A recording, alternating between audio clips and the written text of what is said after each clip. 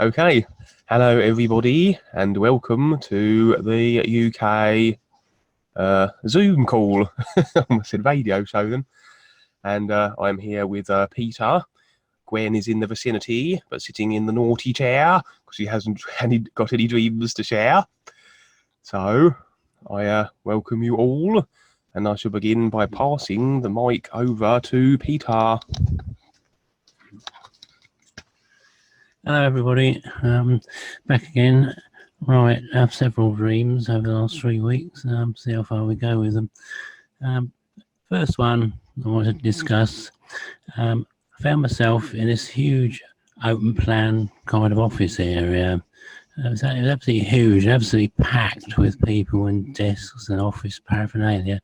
Very dark and dismal, rather Dickensian sort of atmosphere really, although I got the impression it was in the present time. And in the middle of all this, I found myself talking to this middle-aged woman who apparently owns the company, who's employed all this lot. And there was something wrong with their wages records. And she'd called me in as an accountant to have a look at it and see if I could see what was wrong.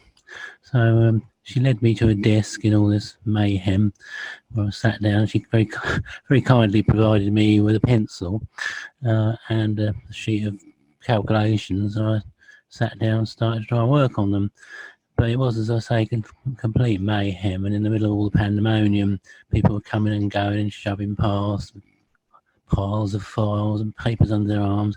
And then somebody asked me, could I move over there? So I moved over to another desk, and the same thing again. And it seemed to go on for ages that we moved about and just not been able to get hardly anywhere. And then the woman reappeared. And I said, I'm really sorry, I've hardly had a chance to check anything because of all the pandemonium. And she says, no, don't worry about that.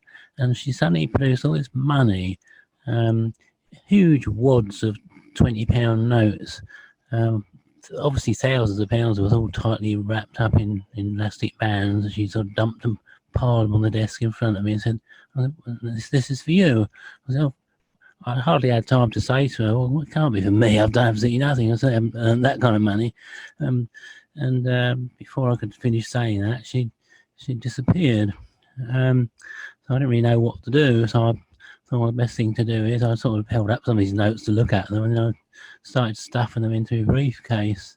And then something caught my attention. I don't know what it was, but I walked away from the desk for just a minute, and so I came back, and surprise, the briefcase and the money had all gone, and I felt rather stupid.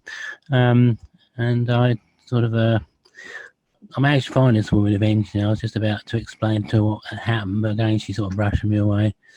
And then the next thing, I found myself it's all part of the same dream apparently, but with Gwen and with the two boys, going down some stairs in what appeared to be a fairly modern supermarket.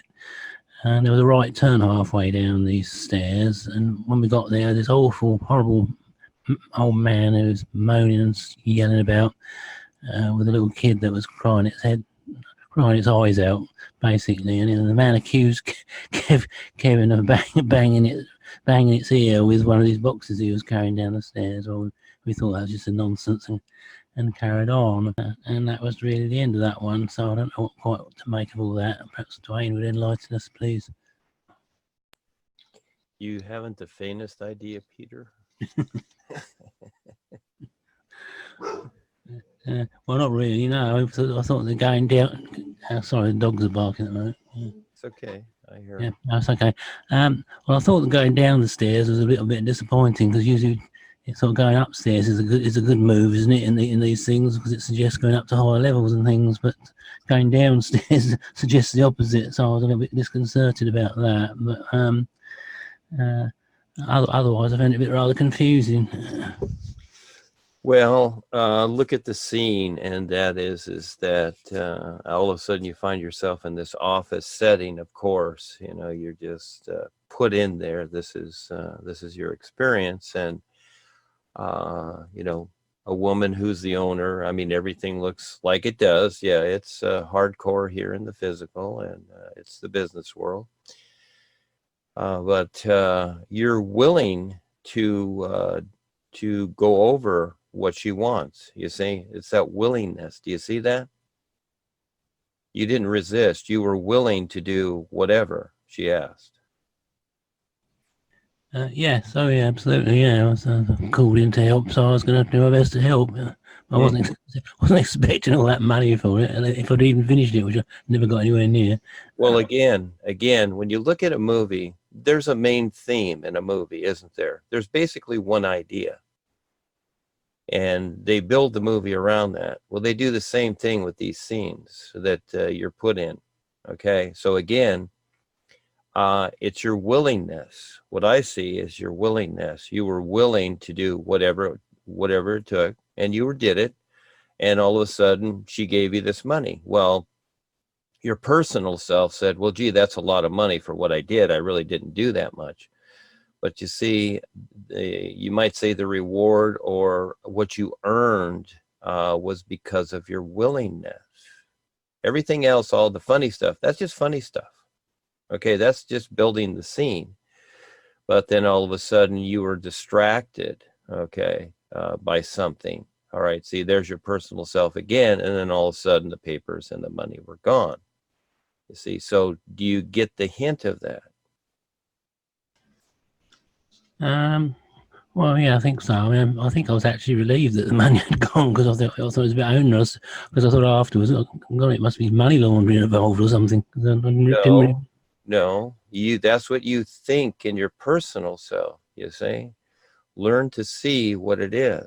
What I see is that you were distracted, so the opportunity went its way, but in the beginning you were willing, you see. Again, it's very simple. You don't have to make it hard, and you don't have to bring the personal self in. It has nothing to do with money laundering or anything else like that. You stick to the subject. You stay focused, okay? You know, there's just one thing in each experience, basically. So that's what I'm saying. And so again, then the scene goes to where you go downstairs to whatever the next experience, all right? Because that experience was done. That was more so on the real side. So now you go downstairs. That's not a bad thing. It's just that you're just going to another place. It appears to be another level, but it's really all the same. It just, again, it's you're going through this experience for a particular. And so what would you say from the next part of it in the supermarket there? You were with Gwen and the boys, etc. And all of a sudden there's this guy accusing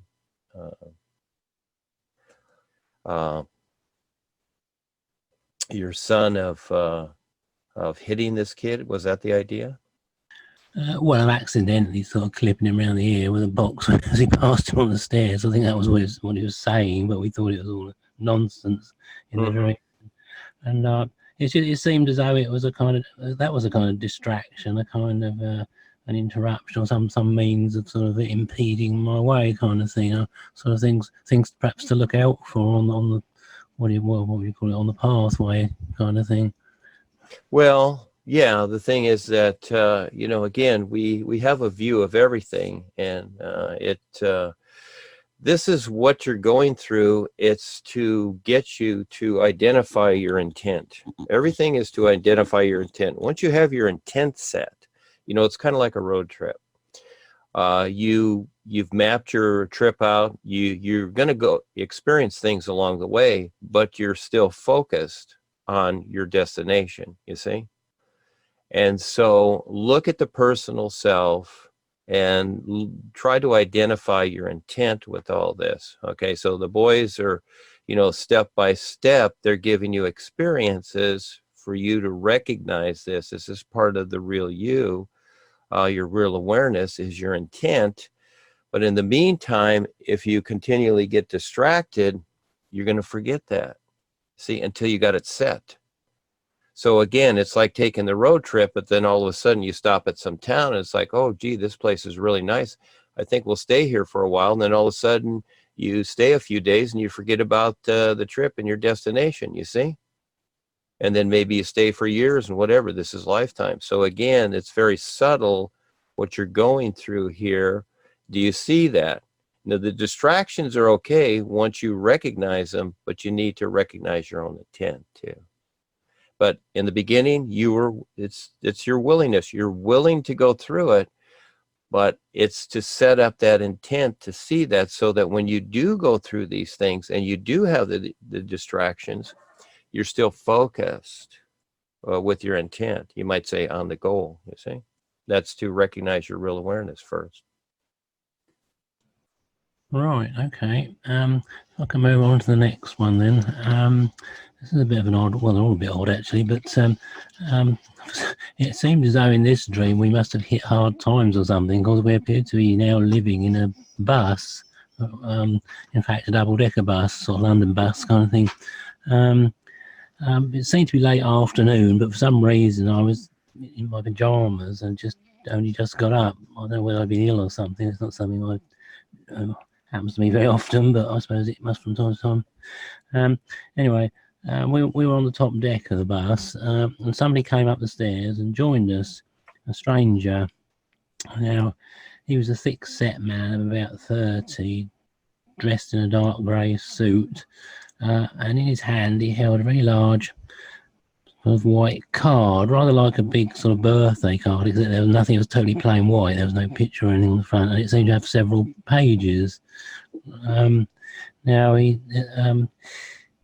handed it over to me, and he said words to the effect that this is for you. And I don't know why I got the feeling, oh, it's going to be something about Wagner, I know.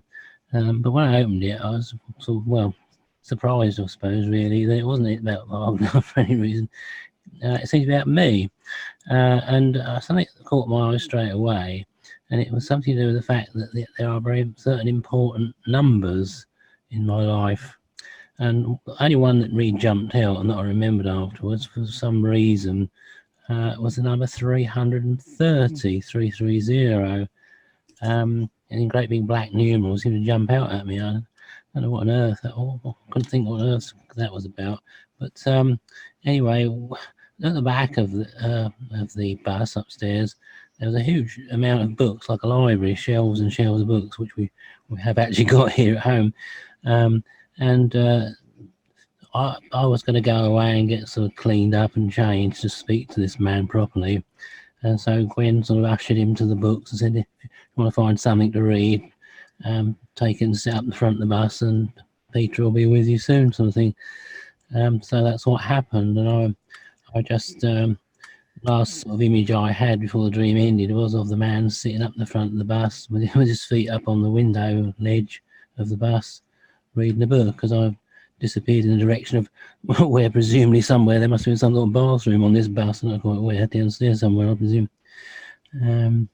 Now that was the end of the dream, and I was sort of turning it over in my head, wondering what on earth the significance of 330 was, 330, or whether it meant 3:30, time of day. I couldn't really think of anything, except that I did remember that 3 is supposed to have a lot of special qualities, and particularly Nikola Tesla was apparently obsessed with the number 3. There's a very interesting program about him on the TV recently, and in fact the last few years he lived and died on the 33rd floor of the Hotel New Yorker on Manhattan. It just so happens that when we went to New York, we stayed in the New Yorker, not knowing at that time that we were being on the 28th floor. We're only 5 floors below somewhere where he had been. I probably hadn't even heard of him by then, because that was 1997. But I couldn't think of any other sort of mystical, shall we say, significance of 330. But I wondered if the man was actually a guide. But that's really about as far as I could get. I don't know why we would offer him a book to read. If he was, he probably knew a lot more than what we did anyway. Anyway, that's as far as I managed to get with that one.